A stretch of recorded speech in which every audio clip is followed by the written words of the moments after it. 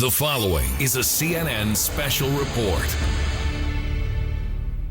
It's probably fair to say that few men were more admired and more hated than Malcolm X.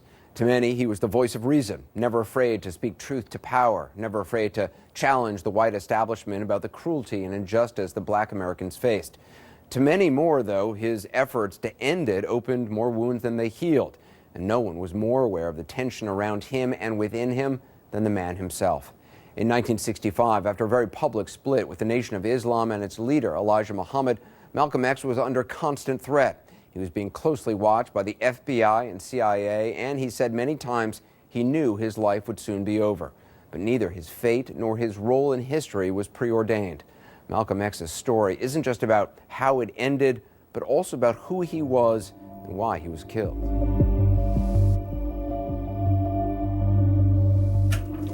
I don't worry. I tell you, I'm a man who believed that I died 20 years ago, and I live like a man who is dead already. I have no fear whatsoever of anybody or anything. I feel as though he knew that his life was in extreme danger. Malcolm is tired, physically exhausted. He has been on the road. He has spent a lot of time trying to hold fast to his closest supporters and loyalists, to get them to go along with him on this journey of his evolving ideas on religion, on race, on revolution, on self-determination. His family is under siege. There are these skirmishes between his followers and various people from the Nation of Islam. He foolishly acts like Lucifer. That's right, he joins in to make war against me. There are these articles being written in the newspaper of the Muhammad Speaks, condemning him as a traitor, suggesting that he is worthy of death for his betrayal, and he would be met with death if it were not for the mercy of Elijah Muhammad. We were well aware that his life was in danger. The media made Malcolm this fiery, angry person, when in actuality he was reacting to all of the injustice around him because he was a man of great compassion, of love, someone who was clearly brilliant, clearly dedicated, impeccable integrity, and who was in a rush because he knew he was going to be killed. He said, I'm probably a dead man already. He felt and saw his mortality. He felt like these days ahead of him were going to be cut short. Is your life in danger from the Muslims and Elijah Muhammad's group? Well, Elijah Muhammad has given the order to his followers to see that I am crippled or killed. He is giving out this hearsay information that he's branded for death. I'm certain that if he was branded for death, why he would have gotten death long ago instead of having time to run around and talk about it. He knows that he is guilty of things that many men have been chastised for. So his fight against the messenger is in fact a fight against the God that sent the messenger. The night of February 13th, Malcolm in his home in Queens with his wife and 4 children was awakened by an explosion. Someone had thrown a Molotov cocktail into the windows. What really irritated him was that things had descended to the level where somebody was firebombing a house with innocent sleeping children in it. If anybody can find where I bombed my house, they can put a rifle bullet through my head. It was my children and my own life and my wife's life that was at stake. It was a stressful time for him, and he still decided to press on. And so he scheduled a rally for February 21st in 1965. For the first time, to me, he looked a little down. And I don't ever remember seeing him down before, even in the most dire circumstances. Chief, could you describe what happened here today? At about 3:15 p.m. This afternoon, there were about 400 persons present in the ballroom here, representing an organization known as the Afro-American Unity Organization, headed up by Malcolm X. And Malcolm was addressing the audience from the speaker's platform. And he raised his hand in the Muslim greeting, Salam Alaikum, like this, his right hand. At that point, rumbling broke out behind us. I heard somebody shout, "Kill him." Apparently, two men approached the speaker's rostrum and discharged shots at him from apparently very close range. As I turned around quickly, and the next thing I saw was Malcolm falling back in a dead faint. My mother threw herself over her babies, and she yelled out, "They're killing my husband." I heard shots, and I saw people crawling on the floor. And so I got down too. Then when I was looking out, and I saw someone look in amazement to the front, I knew they had shot my husband. He sustained one shot in the lower right chin, and the other 6 hit him in the chest and body. I looked out at him and I said, he's going to die. I kept saying to myself, he's going to die, he's going to die. How many immediately? No, he wasn't dead immediately, but expired very shortly thereafter.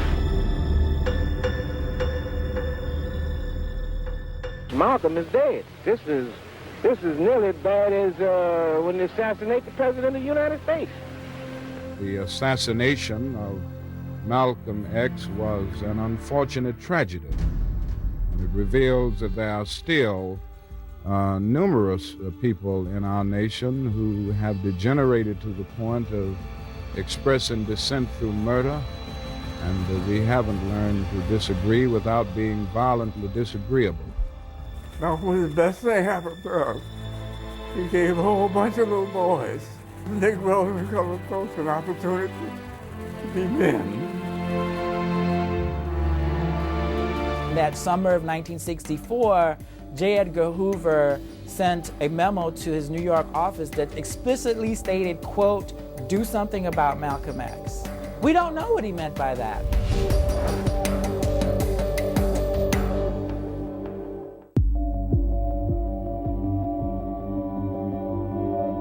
You find a Negro getting drunk, he doesn't know the truth. You find a Negro taking dope, he doesn't know the truth.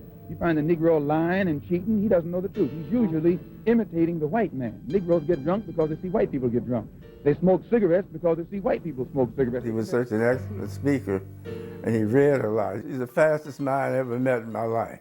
They commit fornication and adultery because when they turn on the television, all they see is the white man committing fornication and adultery. So, and they want to be like the white man, so they copy his immoral social habits. Malcolm Little was born into a family of activists. His parents, Earl and Louise, were active followers of Marcus Garvey's Universal Negro Improvement Association, which was an organization that drew on the themes of Pan-Africanism and black nationalism, promoting black pride. Marcus Garvey, who said what? The world has made being black a crime. I intend to make it a virtue. That the world has said black history is a curse, that black freedom is a pipe dream, that black hope is a joke.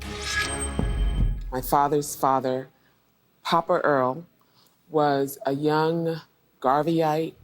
He was a minister. It was during the Jim Crow era, and he was encouraging African American communities to be self-reliant, to be independent, to stand up against injustice.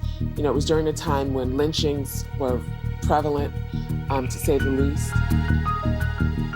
And so my grandfather was assassinated also, tied to the trolley tracks. Malcolm's mother, Louise, was unable to keep the family together. So she had a breakdown. Social services came and split the family up and sent Malcolm and his siblings to various foster homes. Malcolm went to a white foster home and attended a predominantly white elementary and secondary school.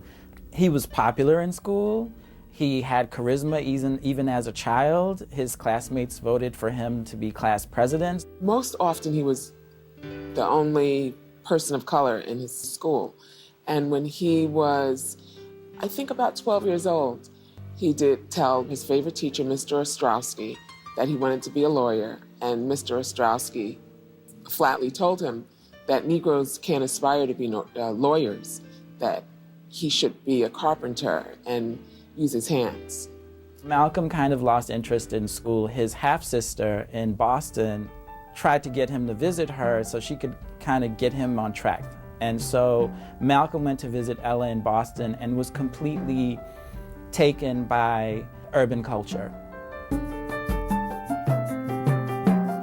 and was attracted to the hep cat movement and jazz and the dancing and the clothes and the fashion, and he gradually adopted this persona that became known as Detroit Red. And as Detroit Red, Malcolm drifted further away from the Garvey roots of his family into, petty crime. He was a gangster. He was a hustler. And so those early years did expose him to some of the darker precincts of the black condition. Malcolm hatched a plan to engage in a series of breaking and enterings. Malcolm made the error of taking some of the merchandise to a pawn shop. When he went back to retrieve the watch, it was a watch, the police were there to arrest him. While Malcolm is in prison, his family intervenes. His family had not given up on him. His brother began preaching to him, and I think preached really stridently to Malcolm. We have found these teachings of Islam. They remind us of what our parents taught us in terms of black people need to do for self, need to support their own institutions, need to be morally upright.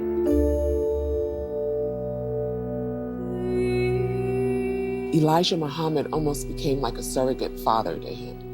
And he truly believed in the work that Elijah Muhammad was doing. And it was very similar to the work that his father was doing. I thank Allah for you who are always willing to go anywhere that I go.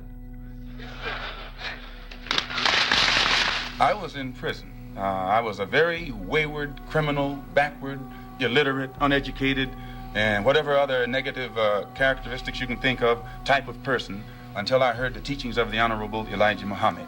And because of the impact that it had upon me in giving me a desire to reform myself and rehabilitate myself for the first time in my life, and also being able to see the effect that it had upon others, this is what made me accept it. It was the love of Elijah Muhammad in that cell in Norfolk that transformed him from Malcolm Little, the gangster, into Malcolm X, the greatest truth teller that we've known about the black condition in the 20th century. Prior to hearing what he teaches, I had no interest whatsoever in anything serious or any kind of educational pursuits. When Malcolm came out of prison in 1952, he met Elijah Muhammad. Elijah Muhammad invited him to stay with him, so Malcolm studied with him for a period of time. There was something about Malcolm. Some people just have this kind of magnetism. When they walk into a room, everyone starts focusing on them. So Malcolm just had this kind of charisma. He knew how to talk to people. He could speak to them in a way that made things very clear. It was easy to believe in what he was saying, because I was living it every day. America was in the middle of the so-called civil rights movement. If you're going to talk about him, you have to understand that very clearly. There are people being literally murdered, hung from trees. In the southern states of this country, there was terrorism going on. Shot, arrested. That's the only way you can describe it, terrorism. People were being killed, bombed out of their homes. Having dogs sicked on them. If a dog is biting a black man, the black man should kill the dog. When that black man is doing nothing but trying to take advantage of what the government says is supposed to be his, then that black man should kill that dog or any two-legged dog who sicks the dog on him. Malcolm X did something that was very rare in the history of black leadership. Every mention of the word integration by whites, he viewed white fears, insecurities, and anxieties as an afterthought. Whether it be from the mouth of Kennedy. Most black leaders have to deal with white fears, insecurities, and anxieties in order to get about. On down to the mouth of the lowest, raggediest white liberal in the street. Malcolm viewed white fears, insecurities, and anxieties as tertiary. What was at the center was black suffering. What was at the center was the need for black awakening. We believe that separation is the best way and the only sensible way, not integration. That pits him radically against the mainstream in white America. Malcolm could speak in a way that resonated with people in those settings. There is nothing that the white man will ever do to bring about true, sincere citizenship or civil rights recognition for black people in this country. Nothing will they ever do. They will always talk it, but they won't practice it.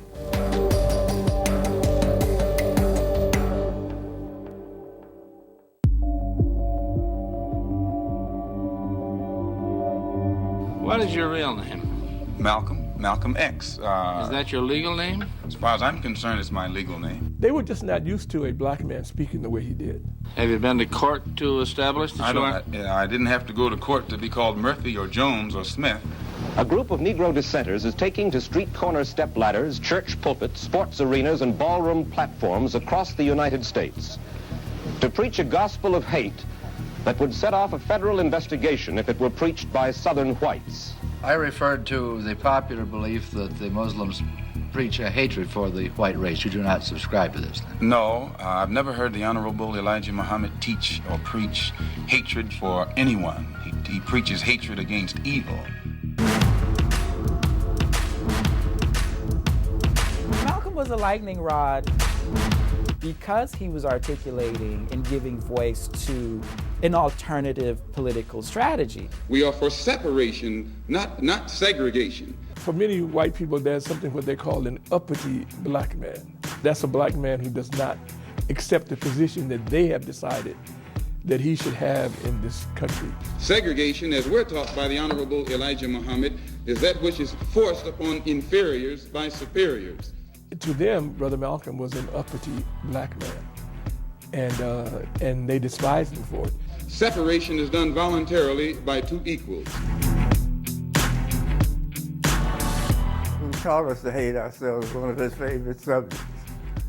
He was talking about how what we knew of the history of the world was incorrect. Who taught you to hate the color of your skin to such extent that you bleach to get like the white man? Who taught you to hate the shape of your nose and the shape of your lips?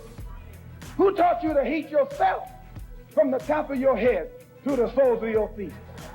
Who taught you to hate your own kind? Who taught you to hate the race that you belong to? I began to follow him. I began to listen. I began to read books that he said.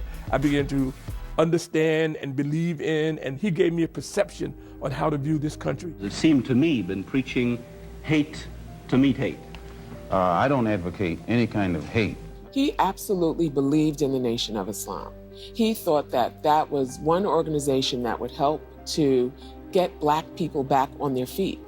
My dear beloved brothers and sisters, Someday the Negro is going to wake up and try and do unto whites as the whites have done unto us.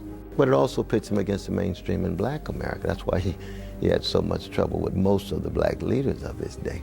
Martin Luther King teaches Negroes to love all white people, no matter what they do to you, and the same whites whom he teaches Negroes to love stick dogs on him, stick dogs on their children, dogs on their women, and dogs on their babies. So that when he looks at America, he looks at the record. Whereas most of the white mainstream and black mainstream leadership in the 40s and 50s look at America full of promise and possibility. Malcolm X is exactly the opposite. King's talking about a dream in '63. Malcolm's talking about a nightmare. It means that no matter what the Negro does, he is not going to get along with whites. So I think that Mr. Muhammad's whole philosophy is more intelligent than Mr. King's. He was not someone who would hold his tongue in criticizing the preacher class, right? The black religious leadership. Today's gathering is the largest in Washington's history. He was very critical of established black leaders. In the van is Martin Luther King. And of their strategies. And so many people shied away from him because of that.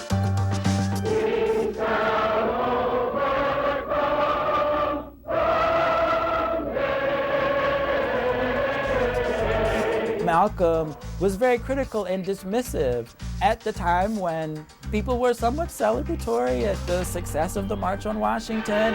Later, Mr. King and the other leaders are to go to the White House, where the president said that everyone must be impressed with the demonstration of the throng's faith and confidence in our democratic form of government. Malcolm came as an observer, and he called it the farce on Washington, an event that had been co-opted by the government, that had been co-opted by labor, that leaders of the civil rights movement had been essentially bought off. I think the support reflects a desire on the part of our people in this country to try a new approach, a new analysis, a new method, a new approach to get a solution now, not 10 years from now.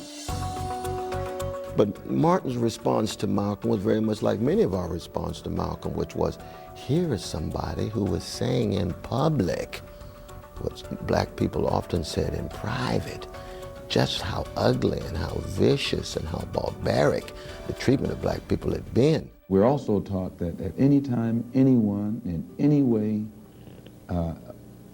inflicts or seeks to inflict violence upon us, we are within our religious rights to retaliate in self-defense to the maximum degree of our ability.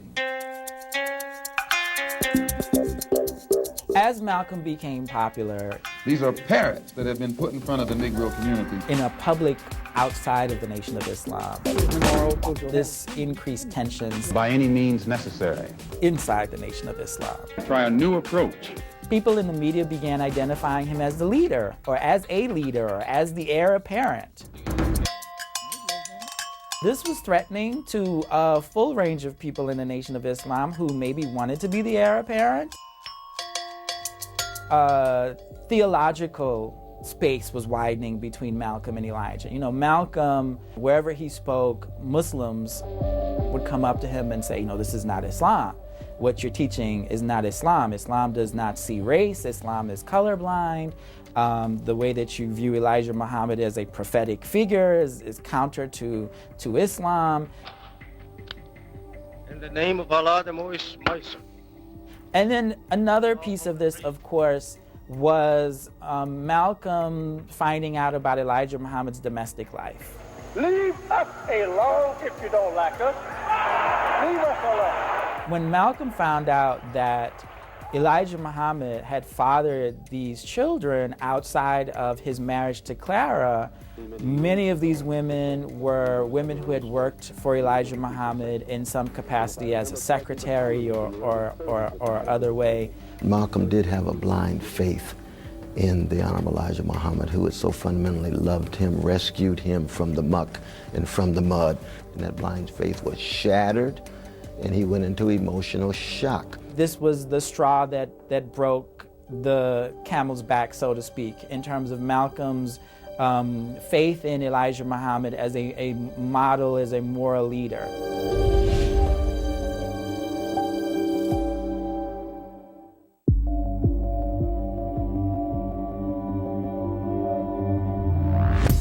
His rendezvous with grim destiny begins a little after noontime. Death is less than 1 short hour away.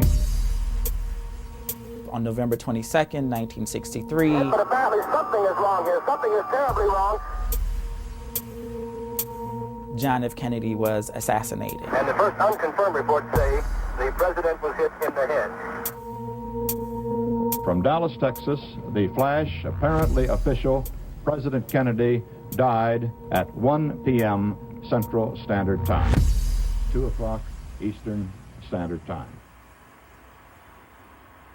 As Malcolm felt himself growing estranged from Elijah Muhammad and from the Nation of Islam, Malcolm and the Muslims in New York had planned a major event The president's body is met by a cordon of servicemen. Elijah Muhammad was scheduled to speak. After Kennedy's assassination, Elijah was like, no, I'm not doing any public speaking. I'm canceling that event. And the ministers in the Nation of Islam were instructed to not comment on Kennedy's assassination. Malcolm gave the speech. He did not comment on the assassination. Well, you see, it was very clear that Elijah Muhammad always wanted to steer clear of any confrontation. When Malcolm opened up to question and answer, the reporter asked him what his thoughts were on Kennedy's assassination. And Malcolm, he gave this really thoughtful response about violence. He said, when you have a climate of hate, you're going to get back hate. So if we're putting out so much hate and we're teaching our children and our nation to hate, then you're going to get all of that back. He said, this is a case of chickens coming home to roost. He was speaking for himself and not Muslims in general. And Minister Malcolm has been suspended from public speaking for the time being.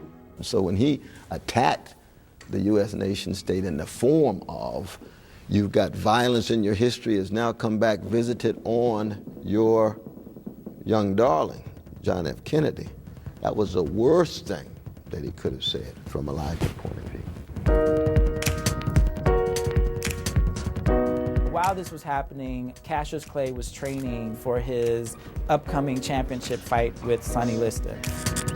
Cassius Clay had been exposed to the Nation of Islam. He invited Malcolm to come to Miami for a vacation. He knew Malcolm was on this period of silence. He said, bring your family. My father was his mentor, his spiritual guide. Cassius wins the fight. Malcolm makes a few statements to the press, so he kind of violates his silence. I've been silent for the past 90 days because of some statements I made concerning the President of the United States, which were distorted. They were distorted. And yes. What did you say, Malcolm? Well, I said the same thing that everybody says, that his assassination was the result of the climate of hate. But only I said the chickens came home to roost, and which means the same thing. But you did not say that you were glad the president was killed. No, that's what the press said.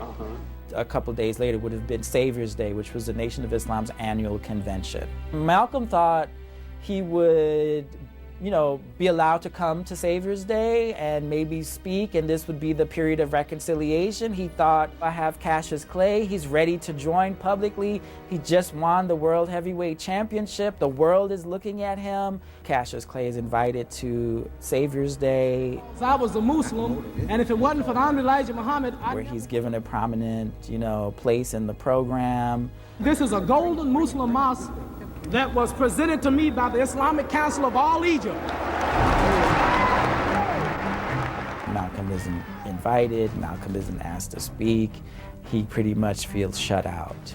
He would say over and over again, any religion that does not allow me to be empowered to speak and work on behalf of the freedom of black people, I'll let that religion go. And basically, said, I'm about to leave the Nation of Islam. This, of course, was met with great anger and resentment by many in the Nation of Islam. Muslims have excommunicated Malcolm X, and we're done with him, unless he wants to come back into line with the teachings and the moral principles of Islam and a follower of the Honorable Elijah Muhammad. When I found out he was out, I knew something was wrong. So I called him up the next day.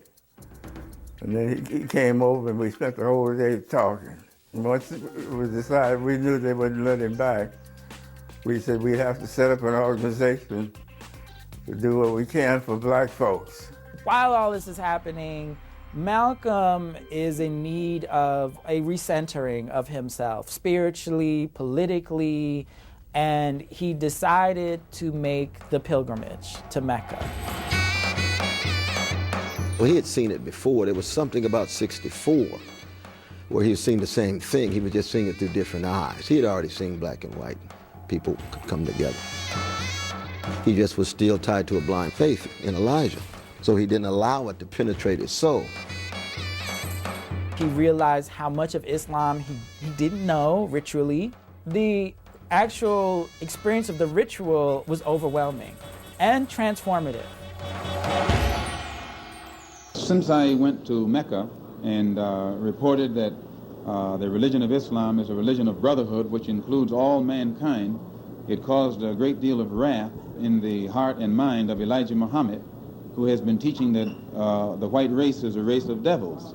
The tensions at home are amping up with the Nation of Islam, in part because of some of Malcolm's words, right? And the attention he's receiving from law enforcement, from the FBI domestically, from the CIA internationally, is also increasing. But he also knows that the Nation of Islam is very upset with him. Why are they threatening your life? Well, primarily because they're afraid that I will tell the real reason that I'm out of the black Muslim movement, which I never told. I kept to myself. But the real reason is that Elijah Muhammad, the head of the movement, is the father of 8 children by 6 different teenage girls, 6 different teenage girls who were his private personal secretary.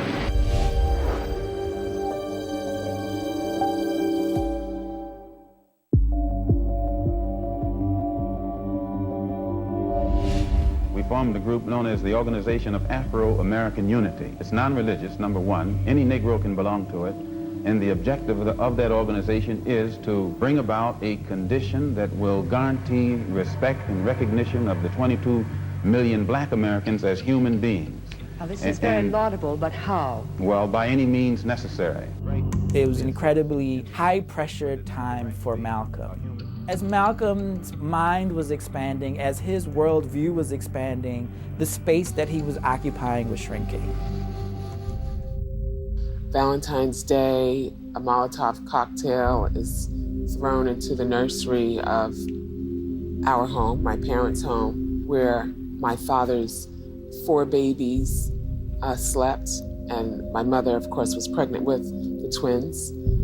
I became frightened for him and his family because this was the first time that I can recall that there was a direct attack, not only on him, but on his family. If you attack me, that's one thing. I know what to do when you start attacking me. But when you attack sleeping babies while you are lower than a god. That's actually where that picture of my father with the rifle came from. He couldn't get protection, and he said, if I can't get anyone to protect me as a citizen, that I have a rifle and I will protect my family. It was a stressful time for him, and he still decided to press on. And so he scheduled a rally for February 21st in 1965. He was going to give the formal unfolding of the OAAU platform and plan of action. When he arrived near the Audubon, he parked his car about 2 blocks away. Didn't let us know he was arriving, and he walked up Broadway to the Audubon. He just made himself a perfect target, and he knew better. He saw me and he said, Brother Peter, when you get a chance, come backstage, I want to talk to you. I went out and checked my equipment, make sure I finished my setup, taped the microphones up and all that. Then I came back in. He said he wanted me to go and make a phone call. He said, do any of you know what Reverend Milton Galamison looked like? And I said, I do. So he said to me, he said, well, go out front, and when he comes in, bring him backstage. So I said, okay. He knew what I actually did, photography and recording, but he insisted that I go make this telephone call. And I tried to explain to him, I have to get this stuff set up. He just stopped and looked right at me and said, Brother, I want you to go and make the phone call. I sat in the front row. I think I was 3rd from the aisle. He insisted I get out of there, to go out, completely out of the building where the telephone booth was. And while I was in the booth, he steps out there. I heard Brother Malcolm say, Assalamu alaikum. Somebody shouted, get your hand out of my pocket, very loud. And then a little bit of a tussle, and Malcolm responded by holding a hand up, something like, hold on there, brothers. While I was in the telephone booth, I heard the shots. I ran into the Audubon Ballroom, and people were running out by this time, and they were screaming and crying and cursing. My mother put her body on top of us. She covered her babies because there was all of the shooting. I don't know how many shooters are in there. I mean, this is while the smell of gun smoke is still in the air. I'm crawling to a phone. My mind is focused on doing my job. I am at the Audubon Ballroom. Pandemonium is the only word that I can use to describe the scene here. I was sitting in the first row when Malcolm came on the stage and greeted the audience with his traditional Salam Alaikum, a Muslim greeting. As soon as he said that, several persons, it happened so quickly I can't describe them, stood up and fired shots. You could see a crowd over Malcolm up on the stage, so I ran down the left-hand side of the building up on the stage. I still had my camera with me, and I kept right on shooting pictures. Someone had opened his shirt, and I saw all these bullet holes in his body. And I remember thinking to myself, you know, he's gonna die, because he was gasping. I wish it had never happened. It was the saddest moment of my life, because we failed it.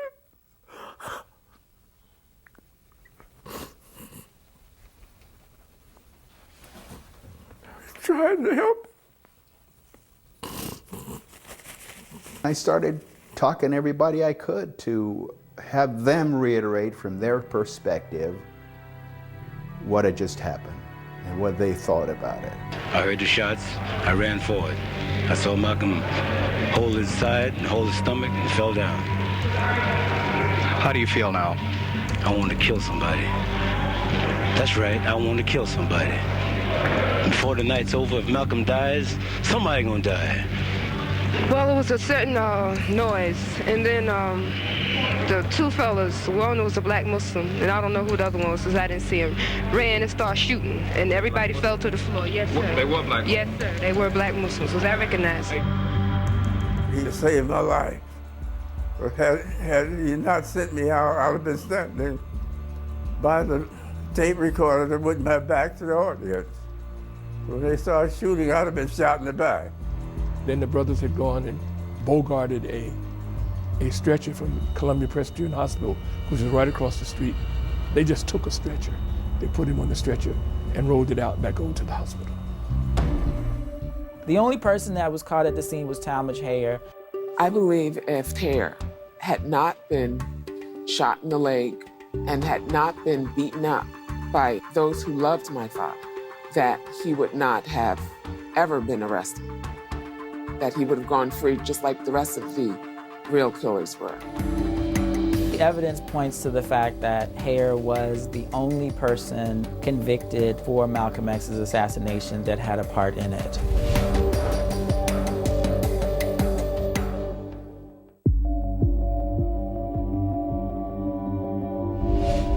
Malcolm is the victim of his own preaching.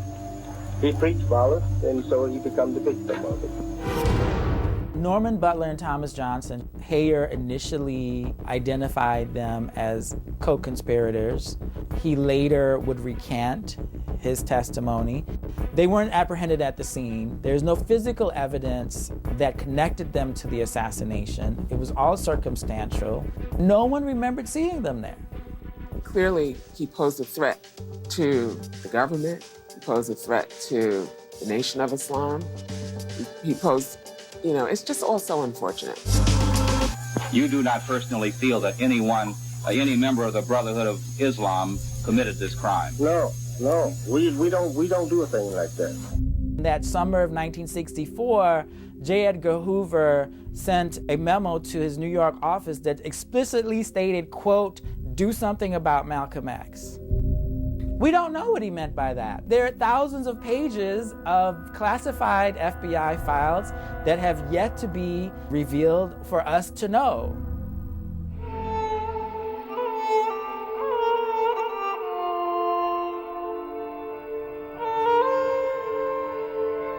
There's no doubt that the afterlife of Malcolm X has had more impact than his life. people beginning to see the truths he told, the love he displayed, the courage he exemplified, the visions for the oneness of humanity that he was after. What was silenced was a man, a black man, who had thoroughly studied the system that exists in this country, who understood it very clearly, and who was developing a cohesive plan to deal with it. There will come a time when black people wake up and become intellectually independent enough to think for themselves. His voice predicted the urban rebellions in Watts and throughout the nation in 1968. His voice predicted the growing frustrations that African Americans would feel as the civil rights progress is slowed to a halt.